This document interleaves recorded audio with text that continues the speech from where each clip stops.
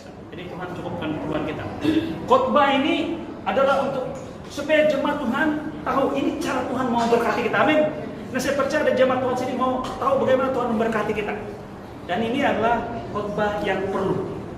Emas sermon, saya perlu banget. Amin. Tapi kalau kamu tidak dapat buat itu tidak masalah. Itu adalah daripada kita. Ini adalah makanan untuk orang dewasa. Jadi tahap rohani kita berbeza-beza. Ada yang sudah dewasa, ada yang belum dewasa, sebagai tidak masalah. Kan? Ada orang bilang kalau saya mulai dengan kecil-kecilan dulu persepuluhan untuk yang itu saja, yang ini tidak masalah. Dari kita saja. Tidak ada hukum mengikat kita tentang ini. Amin. Boleh. Tapi ada kuasa di sebalik persepuluhan ini. Dulu sebenarnya kita belajar sama-sama, boleh kan? Mari kita lihat ini dalam Kejadian pasal 14 ayat 18. Ini kita punya dasar firman Tuhan, yaitu dikatakan begini. Melkisedek Raja Salem membawa roti dan anggur, dia seorang imam Allah yang maha tinggi. Jadi ini adalah Raja Salem. Raja Salem ialah Raja Damai. Salem ialah sebenarnya lebih tepat kalau kita selalu sebut ialah Shalom. Boleh Raja Shalom. Tapi dalam terjemahan Indonesia dibilang Salem. Itu Shalom. Salem daripada perkataan Hebrew atau Ibrani, Shalom, damai sejahtera. Jadi Raja Damai atau Raja Salem yaitu Melkisedek Raja Salem membawa roti dan anggur, dia seorang imam Allah yang tinggi. Saya mau kamu take nota, dia bawa roti dan juga anggur. Itu berbicara tentang apa? Perjamuan kudus. Jadi apa yang kita sampaikan persepuluhan khotbah per hari ini ada kaitan dengan perjamuan kudus. Jadi saudaraku, saya sudah sedia awal ini Bible study betul-betul lah. Jadi kalau bilang bukan khotbah lah. Jadi kita berstudy. Ayat 19. Lalu ia memberkati Abraham. Katanya, diberkatilah kiranya Abraham oleh Allah yang maha tinggi atau El Elyon. El Elyon. Allah maha tinggi ialah El Elyon. Saudara jemaat Tuhan, ini adalah perkataan Allah yang maha tinggi pertama kali disebut dalam Alkitab. Dalam Alkitab, dia macam ahli teologi setuju nih. Kalau satu perkataan itu, satu prinsip atau satu konsep itu disebut pertama kali dalam Alkitab, itu sangat penting. Boleh bersama dengan saya. Contohnya kasih karunia. Itu pertama sekali disebut untuk Nuh. Nuh mendapat kasih karunia, dia bilang. Itu pertama kali kasih karunia dipetik dalam Alkitab di dalam Kejadian peristiwa Nuh. Kamu tahu kan? Pertama kali. Jadi Nuh mendapat kasih karunia pertama kali disebut dalam Alkitab. Kalau kamu tengok Nuh dalam bahasa Ibrani ialah Noah atau Nuak. Nuak atau Nuh dalam bahasa Melayu adalah rehat, tenang. Bahasa Inggris rest. Jadi saya mau tanya, siapa yang mendapat kasih karunia? Mereka yang rest di hadapan Tuhan. Amin.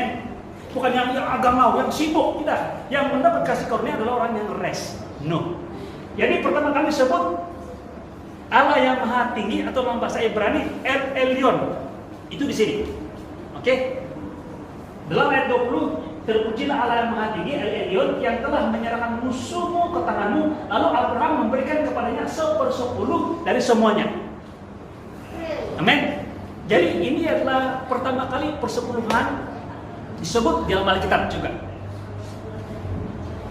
Abraham terdorong, ini adalah hati Abraham terdorong untuk memberikan 1/10 sebagai tanda pengucapan syukur kepada Raja Salem Melkisedek. Dia membawa roti dan anggur pergi kepada Abraham. Abraham menyerahkan kepada dia, memberikan kepada dia 1/10 daripada apa yang dia peroleh. Dan saya berkata kita, ini keras. Makanan keras, boleh bersama dengan saya katakan 10/10 dari semuanya. Kalau kita kan ada biasa beri persepuluhan kan, kita selalunya bagi persepuluhan daripada pendapatan kita tertentu. Contohnya dari gaji kan, dari gaji 1.000 kita bagi 100. Tiba-tiba hari itu penyagaan kita untung 100, kita bagi 10 ringgit, begitu. Tetapi Abraham dia tidak buat begitu, dia bagi semua pendapatan yang dia miliki. Daripada dia punya kambing domba, daripada hasil pertanian dia, hasil daripada loot ataupun hasil daripada kemenangan daripada perang dan sebagainya, itu dia bagi 1/10 kepada Dan dia punya pribadi adalah yaitu Raja Salem. Dan Raja Salem ini ialah seorang imam Allah yang maha tinggi. Imam, saya mau beritahu kamu, apa itu imam? Imam ialah yang menjadi pengantara antara manusia dengan Allah. Oke, ini adalah konsep imam. Dia menjadi pengantara. Jadi ini sajalah yang menjadi pengantara antara manusia dan Allah, yaitu imam. Imam Allah yang maha tinggi, El Elyon, imam, the priest, the high priest ini. Nah, dalam Israel orang ada imam besar. Imam besar. Tapi itu adalah gambaran saja. Imam besar kita yang sebenarnya adalah Yesus. Amin. Mari kita teruskan. Yesus adalah imam besar menurut Melkisedek. Ini bukan kita yang cakap, ini yang kita yang cakap. Dia kata dengan berani, ia dipanggil, yakni Yesus menjadi imam besar oleh Allah menurut peraturan Melkisedek. Maksudnya ketetapan Melkisedek, maksudnya ialah hanya dia yang boleh menjadi pengantara antara manusia dan Allah. Boleh bersama dengan saya? Tiada lain. Dan ayat yang ke-11 dikatakan begini, tentang hal itu banyak ini yang saya mengatakan ini. Paulus bila bercakap tentang persepuluhan kan, sebenarnya agak sedikit keras, malah dia beritahu begini. Hal ini banyak harus kami katakan, tapi yang sukar untuk dijelaskan. Dan saya berdoa dalam nama Yesus Kristus melalui Roh Kudus, kita diungkapkan, kita punya hikmat pengertian, kita punya makrifat, kita punya rema yang Tuhan bagi pada kita pada hari ini. Amin. Yang katakan karena kamu telah lambat dalam hal mendengarkan. Maksudnya ini merujuk kepada orang-orang di Ibrani. Mereka sudah malas mendengar. Mungkin karena terlalu banyak dengar sudah, cukuplah Paulus ini banyak ini mau belajar ini, mahal begitu. Ataupun memang yang ignorance lah, apa saja ikut sajalah dia bilang begitu. Ya katakan sih, sebab sekalipun kamu ditinjau dari sudut waktu, maksudnya dari segi waktu kita sudah sejak kita terima Yesus itu kan, sudah seharusnya menjadi pengajar, sudah matang. Kamu masih perlu lagi diajar asas-asas pokok dari pernyataan Allah dan kamu masih memerlukan susu, bukan makanan keras. Boleh bersama dengan saya jemaat Tuhan, bertumbuh itu sesuai dengan pemakanan. Boleh bersama dengan saya. Lalu kita makan khasiat yang cukup, kita membesarkan, yang anak-anak membesarkan. Ada juga yang terbantu lah, kadang-kadang kurang vitamin, kurang gizi dan semuanya, tapi akhirnya dia menjadi dewasa juga, betul tidak? Jadi kita tunggu saja mereka menjadi dewasa, tidak perlu paksa mereka kan. Macam ada seorang yang keturunan kami lah, di keturunan Nurani dia ada cambuk cambuk dia. Terus dia bilang, ini keturunan kami yang ada jambang, walaupun orang dusun. Terus dia gimana dia? Kau keturunan siapa? Bukan ini, dia bilang. Mana jambut kau? Dia bilang. Dia menembak anak dia baru 2 tahun. Mana jambut? Kau keturunan siapa? Kasih orang jambut kau. Tidak boleh. Tidak boleh paksa anak yang kecil ini untuk berjambut dalam usia dia seperti itu. Tunggu sampai umur dia 14, 15, lebih lebat daripada bapak. Boleh bersama dengan saya? Ini adalah pertumbuhan. Jadi Paulus maklum ini. Tapi saya beritahu bahwa pengajaran tentang Melkisedek, tentang persepuluhan ini memang keras. Nah, ini daerah di pasal 5. Kalau kita lihat Ibrani pasal 5, dia berbicara tentang imam besar. Kemudian dalam pasal 6, dia berbicara tentang dasar yang kokoh. Kan kita dasar umum, foundation. Tapi kalau kita lihat dalam Ibrani pasal 7, dia sentuh lagi tentang ini. Melkisedek, tapi tentang persepuluhan. Bersama dengan saya. Haleluya, ya Tuhan. Kristus dan Melkisedek. Dalam Ibrani 7 ayat 1, tengok. Ini pasal 7. Tadi pasal 5. Pasal 6 ialah tentang dasar. Pasal 1, pasal 7 ini, ayat 1 dan pasal 7 dia bicara tentang Melkisedek, tapi tentang persepuluhan. Bersama dengan saya. Dia katakan begini, sebab Melkisedek adalah dari Salem dan imam Allah yang maha tinggi. Dia sentuh lagi, dia highlight lagi perkataan Allah yang maha tinggi, El Elyon. Karena saya beritahu saudaraku, hidup kita adalah didasarkan dengan perkataan ini, yaitu Allah kita El Elyon, yang maha tinggi. Amin. Dia katakan sini, yang pergi menyongsong Abraham ketika Abraham kembali mengalahkan raja-raja dan memberkati dia. Salem dia tentang shalom, dan sering pada damai, dia berbicara tentang wholeness, kepenuhan. Maksudnya serba-serbi lengkap. oh dia bagus dari segi sikap dia, tapi Allah kasihan dia tidak handsome. Begitu Pak. Jadi orang bilang tidak wholeness. Tapi Tuhan Yesus dia memenuhi semua ini.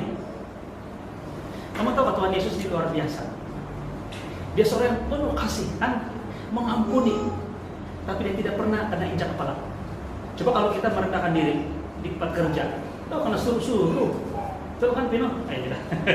Anda pijak kepala, apalagi pentabir kalau terlampau lenian, tapi kesempatan orang CRK pun cuti-cuti dan sebagainya, macam-macam mendapat kesempatan.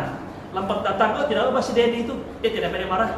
Tapi kalau Yesus walaupun dia lemah lembut, tapi dia tidak pernah dipijak kepala.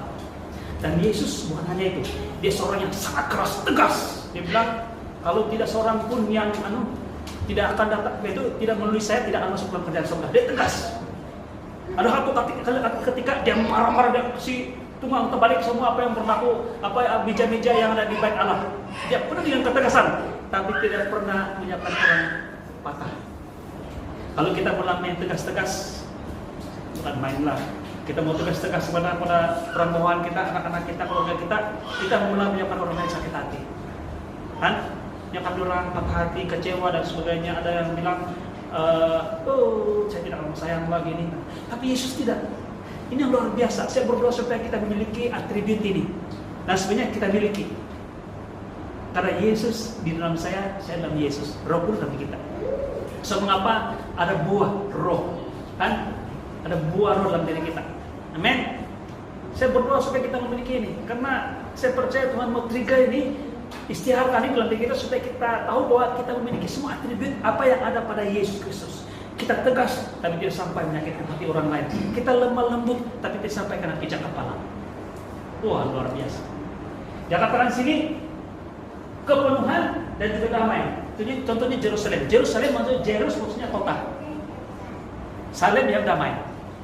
Yerusalem ialah kota damai. Tapi sedih kan, sampai sekarang kota yang paling banyak kontribusi sampai saat ini. Ada satu cerita yang terdapat di dalam Alkitab, oke? Itu dalam Kejadian. Tapi sebelum itu kita lihat dalam Ibrani. Dalam perintah 1 ayat 2 ada katakan begini, kepadanya pun Abraham memberikan 1/10. Ini dalam pasal 7 dalam Ibrani. Kalau kamu katakan begini, benar Tuhan, ini persepuluhan sudah tidak berlaku. Kita dibawa kasih karunia sudah. Tidak ada lagi hukum. Tidak ada lagi hendak hukum.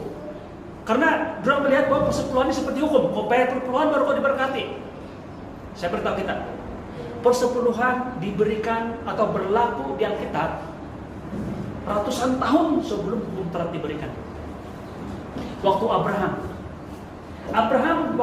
tidak ada hukum Taurat. Tidak ada hukum Taurat, yang ada hanya kasih karunia saja. Amin. Tetapi ini yang dibuat oleh Abraham out of daripada apa yang dia sudah alami daripada Tuhan, sehingga dia tunjukkan ini sebagai satu penghargaan kemuliaan yang Tuhan beri kepada dia. Amin. Malah begitu bersama dengan saya. Dulu saya pernah pikir begini juga. Saya bilang di perjanjian baru mana lagi ada peraturan persepuluhan, saya bilang. Tapi dalam itu saya tolak. Tapi itu hukum Taurat yang lain saya kasih tegak pula. Kan kadang-kadang ada orang yang tidak percaya akan kasih karunia. Kan? Tidak percaya akan kasih karunia. Tapi dia tidak percaya akan persepuluhan. Tapi sedih, kita yang percaya pada kasih karunia Tuhan, tidak percaya pada persepuluhan yang luar biasa. Amin. Jadi persepuluhan berlaku jauh sebelum hukum Taurat diberikan. Hukum Taurat diberikan, saya rasa mungkin lebih daripada 400 tahun. Yaitu masa Musa. Kan Abraham, kemudian Ishak, kemudian Yakub anak dia Yusuf. Yusuf memerintah di Mesir 400 tahun. Baru Musa bawa keluar. 400 tahun kemudian baru hukum Taurat diberikan. Tapi persepuluhan ini sudah berlaku lama. Dan ada satu yang luar biasa. Saya mendahului apa yang saya mau sampaikan. Sebenarnya persepuluhan adalah tindakan iman kita. Belum sama dengan saya. Atau satu pengistiharan iman kita. Amin. Dalam Kejadian pasal 28 ayat 22, Saya baca ayat ini dulu, yaitu dan batu yang kudirikan sebagai tugu ini akan menjadi rumah Allah. Oke, dari segala sesuatu yang engkau berikan kepadaku akan selalu kupersembahkan 1/10 kepadamu. Inilah janji bukan Abraham. Ini disentuh oleh seorang pribadi, yaitu cucu kepada Abraham, yang mana dia pulihkan semula persepuluhan, yaitu Yakub. Masih ingat lagi Yakub? Dia lari daripada abangnya Esau. Waktu dia lari sehelai sepinggang, cuma dengan tongkat saja. Maksudnya dia miskin. Dia lari, mama disuruh lari, bilang larilah kau, nanti kau akan kasih bunuh kau punya abang. Dalam case ataupun kasus merebut hak kesulungan. Oleh karena sepiring kacang merah, kan? Jadi dia serahkan, itu si Esau tertipu betul, hak kesulungan dia sudah si Yakub ambil. Jadi dia bilang mama dia, kau lari di tempat saya punya saudara di si Laban, dia bilang di kota Ur, di kerongcan itu kosan sana. Kau lari ke sana, dia bilang. Waktu dia lari itu dalam keadaan sehelai sepinggang, tidak ada apa-apa. Pada waktu dia berada di satu tempat, dia penglihatan. Waktu dia tidur, dia bilang matilah saya. Dia bilang dia dapat mimpi penglihatan di mana dia sedang tidur itu malaikat turun naik. Jadi dia dirikan mezbah. Dia katakan itu adalah Betel. Betel maksudnya dapatan Bet-El. El ialah Tuhan, Bet ialah rumah Tuhan. Dan di situ Yakub mengatakan, dari segala sesuatu yang engkau berikan kepadaku akan selalu kupersembahkan 1/10 kepadamu. Dan kau tahu apa yang berlaku? Apa yang kita jemaat Tuhan apa yang berlaku?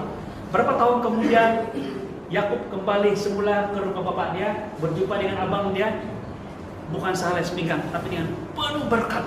Tapi Yakub ini dia katakan dia telah bersatu hal, berjanji dengan Tuhan tentang persepuluhan. Apa yang berlaku? Tuhan berkati dia dengan luar biasa. Satu ketika mereka Tuhan mengingatkan dia semua, dia katakan kembalilah ke rumah bapakmu, sama seperti apa yang kau telah janjikan, ke tempat ini kau telah menjanjikan 1/10 daripada kau penuhi itu, kau serahkan kepada Tuhan, dia bilang. Dan Yakub lakukan itu. Jadi berkati dengan luar biasa. Amin. Haleluya. Dalam Kejadian 14, kita balik kepada Kejadian 14, persepuluhan oleh Abraham.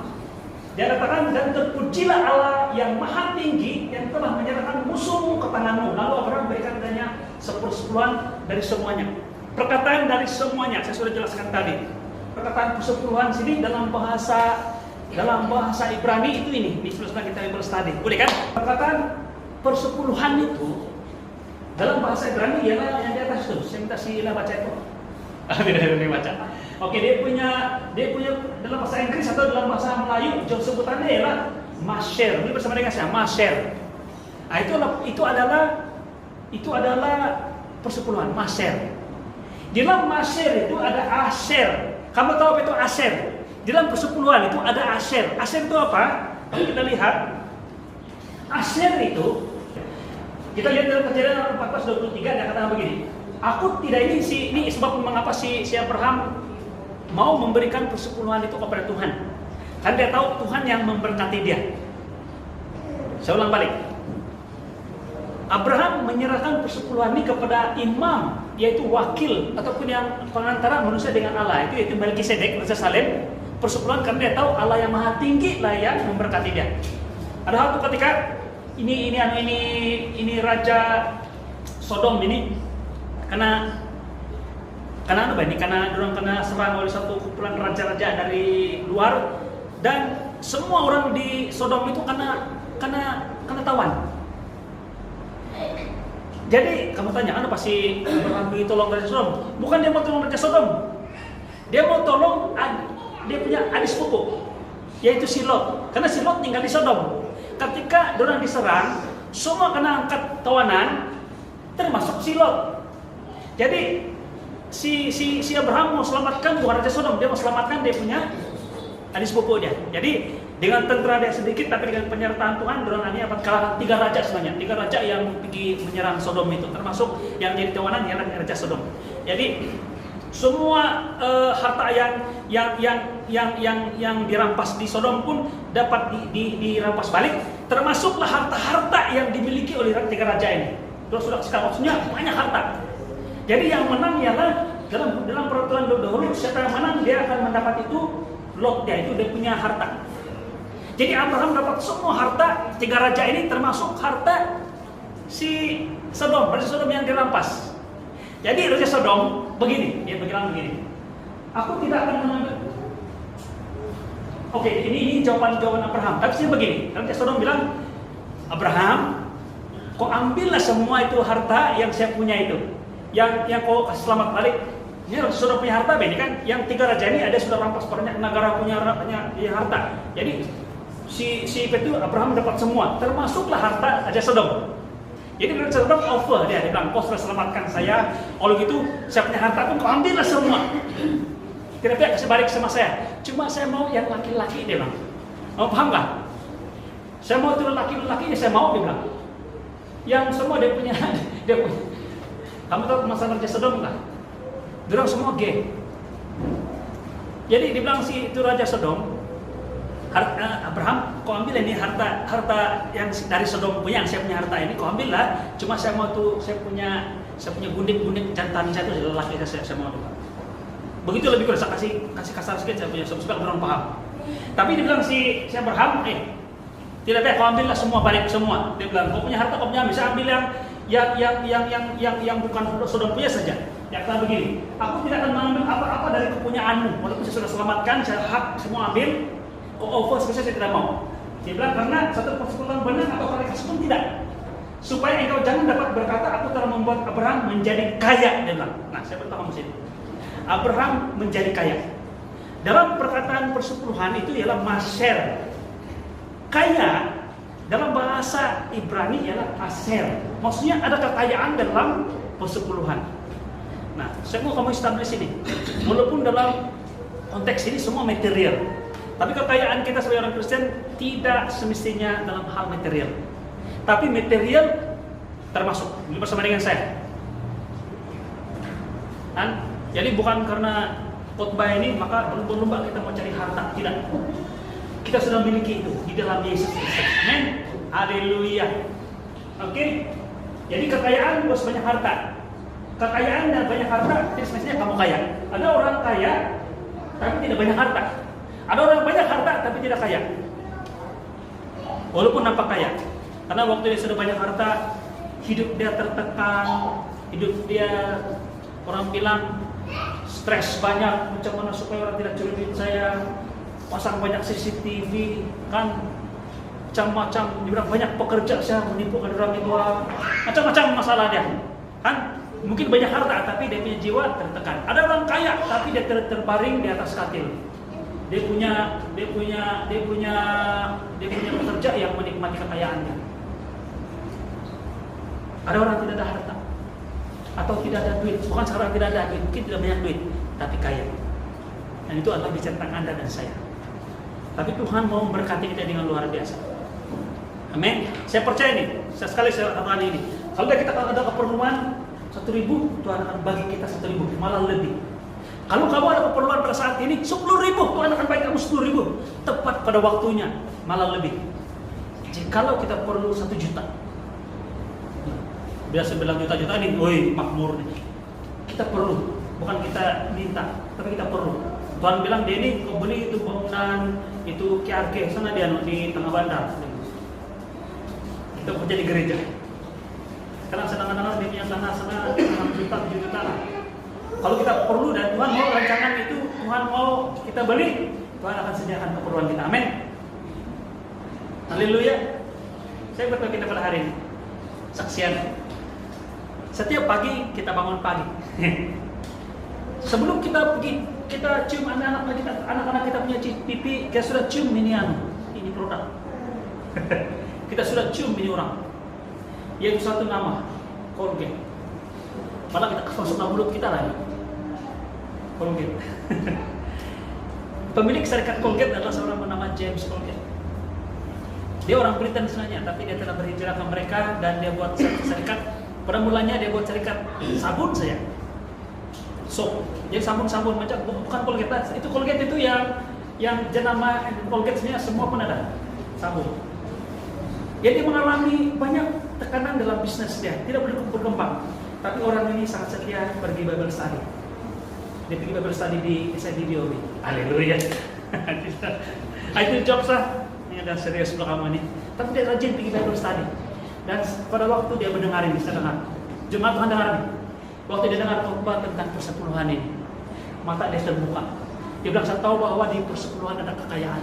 Kalau Tuhan mau berkati saya punya bisnis sekarang, saya janji dengan Tuhan. Dia katakan janji, karena Abraham berjanji memberikan, aku berjanji. So, mengapa saya katakan bahwa khotbah ini bukan untuk semua orang. Untuk kamu yang ada revelation mau melakukan ini. Amin. Saya tidak katakan semua ini. Ada gereja yang dia buat senarai. Si A, si B, si D, E bulan dapat lepas kau belum pakai perpuluhan aja. Dia klaim ada. Saya bilang walaupun macam tidak betul, tapi betul. Ada gereja yang begitu. Kita tidak akan buat begitu. Yang ada revelation. Amin. Jadi si James Colgate dia mengalami revelation ini dan dia mulai bagi persepuluhan. Nah waktu itulah dia punya bisnis berkembang dengan luar biasa. Malah waktu dia meninggal, dia bukan bagi persepuluhan, bukan 20%, bukan 10%, bukan 20%, malah hampir 100% dia bagi kepada gereja, kepada pelayanan. Amin. Ada satu pribadi lagi sama, dia punya situasi sama juga. Ini pun jenama juga, yang selalu kamu makan pagi, campur dengan di bread, yaitu cheese ke keju apa? Cheese kan? Yaitu jenama Kraft. Dia juga seorang yang pemberi perpuluhan yang setia sekali. Dan dia punya serikat berarti yang luar biasa. Nah, saudaraku, saya sudah establish bukan untuk semua. Dan bukan berarti kekayaan secara fisikal atau material saja. Amin. Itu bersama dengan saya. Haleluya. Ini saya mau sebut ini. Saya mesti sentuh juga ini. Yaitu first mention dalam Alkitab, yaitu El Elyon, Allah yang Maha Tinggi. Ada 2 kali dia katakan El Elyon.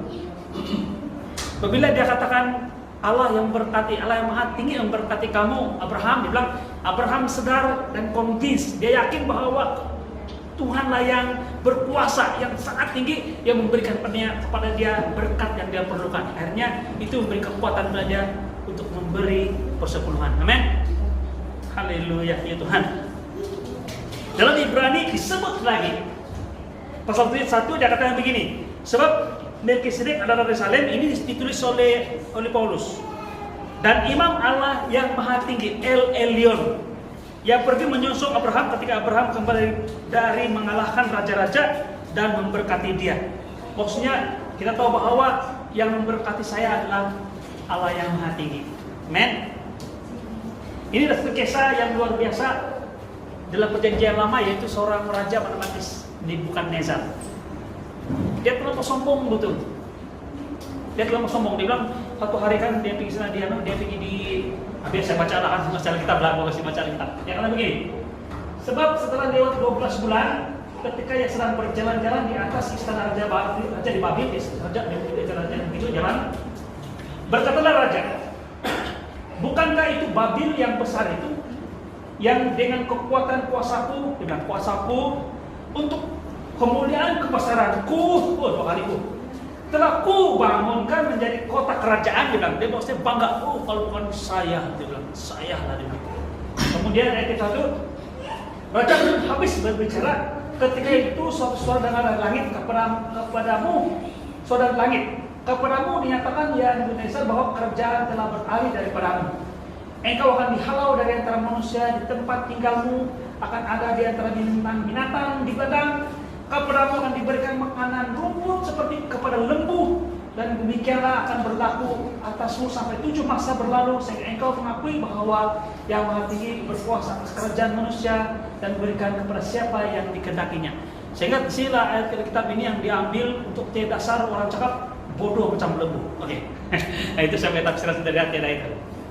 Saya di sini kan seperti kepada lembu dia bilang. Jadi orang bilang, bodoh macam lembu. Tapi sebenarnya lembu lebih bijak kadang-kadang kan. Haleluya. Dia katakan sehingga engkau mengakui, sehingga satu peningkat kamu akan menjadi seperti binatang. Dia bilang, maka malah pada waktu itu karena dia sangat terus sekali, dia punya tempat tinggal, dia makan macam. Kamu tahu apa yang berlaku dengan Nebukadnezar? Jadi gila. Dia jadi gila sebenarnya. Sehingga dia bilang firman Tuhan, engkau mengakui bukan kamu, bukan saya yang bangun, bukan kuasa saya. Saudaraku, Nebukadnezar bukan Kristen tahu. Dia bukan orang Israel, bangsa Israel yang agama Yahudi, tidak. Ini betul-betul kafir, betul-betul ini. Tapi Tuhan sadarkan dia bahwa walaupun dia kafir, kadang-kadang bilang, oh orang kaya betul sana. Beli bersama dengan saya. Oh orang tidak percaya Tuhan, kenapa orang kaya semua? Durang pikir orang jadi kaya karena durang jadi kaya karena durang sendiri. Kita tahu pada hari bahwa orang-orang sana di luar sana diberkati bukan karena diri sendiri, tapi karena kemuliaan Tuhan. Amin. Semuanya kemurahan Tuhan. Dia bilang bahwa yang maha tinggi El Elyon berkuasa atas kerajaan manusia dan memberikan kepada siapa yang dikehendakinya, termasuklah orang tidak percaya. Dan ayat yang ke-33 ayat yang luar biasa. Pada saat itu terlaksanalah perkataan itu atas Nebukadnezar, dan dia dihalalkan dari manusia dan makan rumput seperti lembu. Tubuhnya basah oleh embun dari langit, sampai rambutnya menjadi panjang seperti burung raja wali, dan kukunya seperti kuku burung juga. Luar biasa nih peran dia.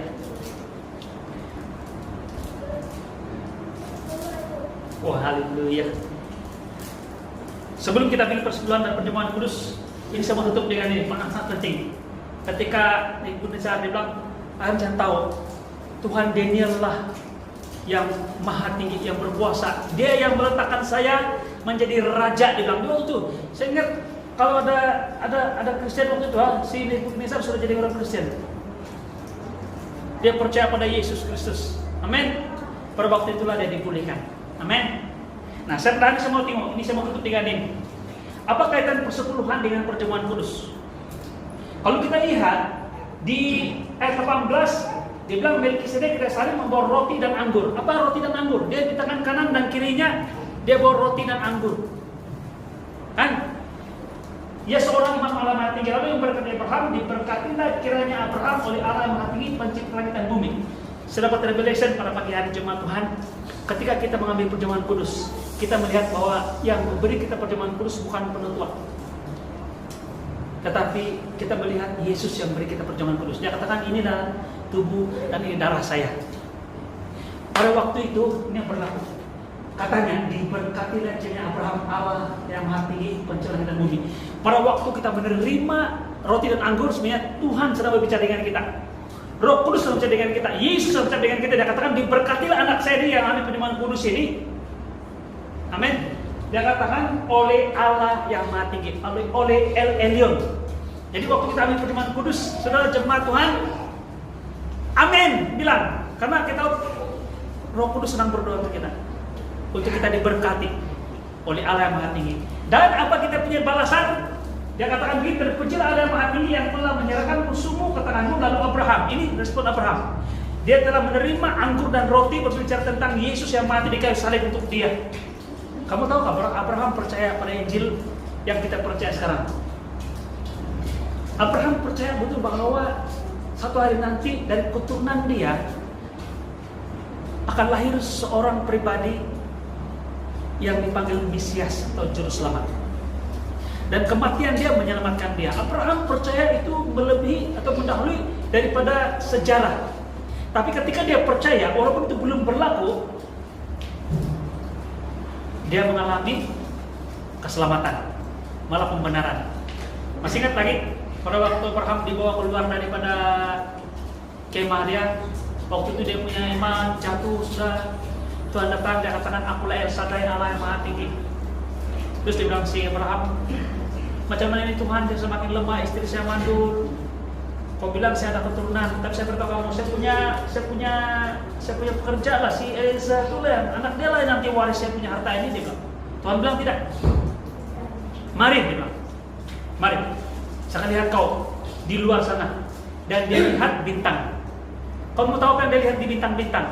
Dia melihat Injil Tuhan. Yang satu hari nanti dia katakan melalui kamu, keturunan kamu akan lahir juru selamat. Maksudnya bukan dari si Eliezer, tapi dari keturunan dia akan lahir juru selamat yang akan menyelamatkan umat dia dari dosanya. Dan ketika itu Abraham 2000 tahun sebelum Yesus, dia sudah percaya bahwa juru selamat yang dia dapat di bintang-bintang itu, berita di bintang itu memberitakan tentang juru selamat Yesus dari keturunan dia percaya, dia sudah dibenarkan. Amin.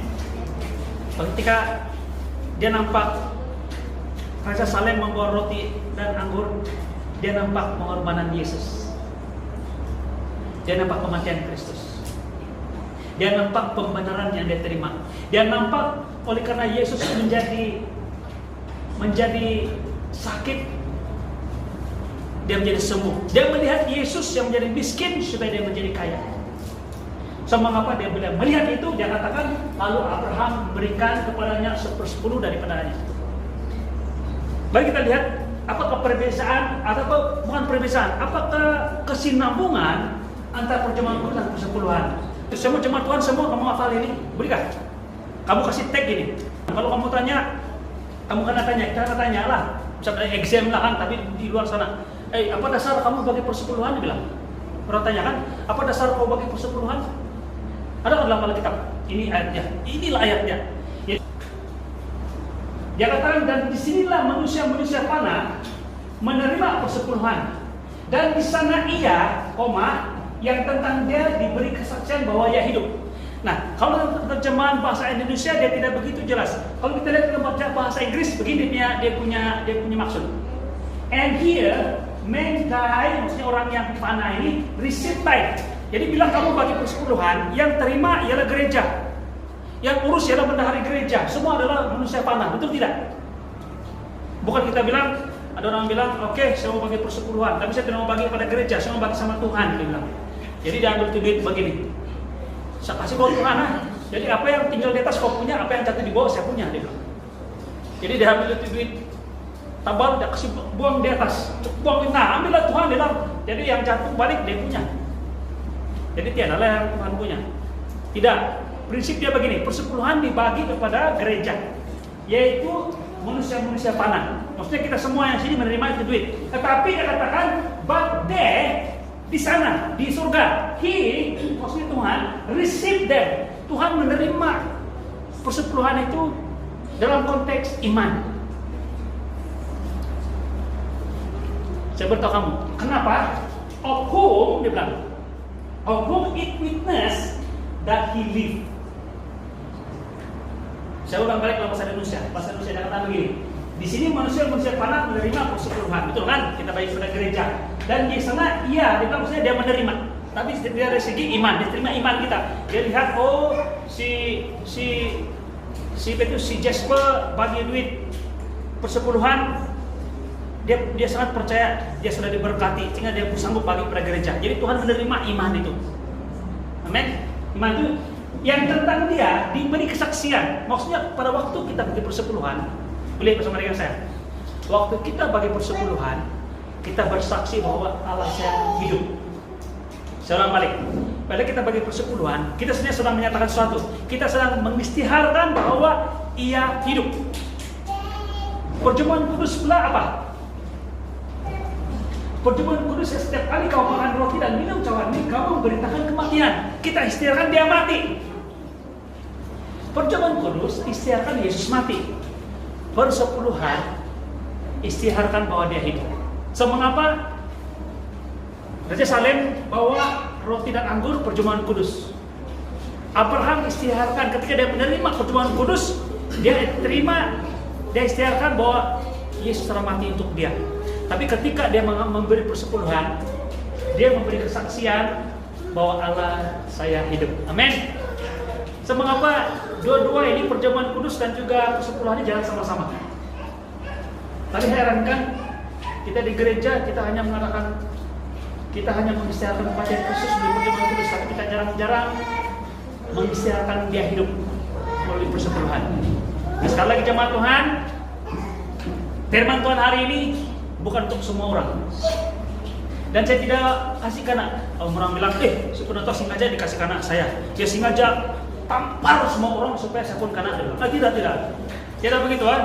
Kadang-kadang ada orang yang udah mimbar begitu kan? Dia marah semua orang, tapi dia mau marah orang aja. Tidak. Kita punya mimbar yang simpel ini bukan untuk mengistiharkan penghukuman. Amin.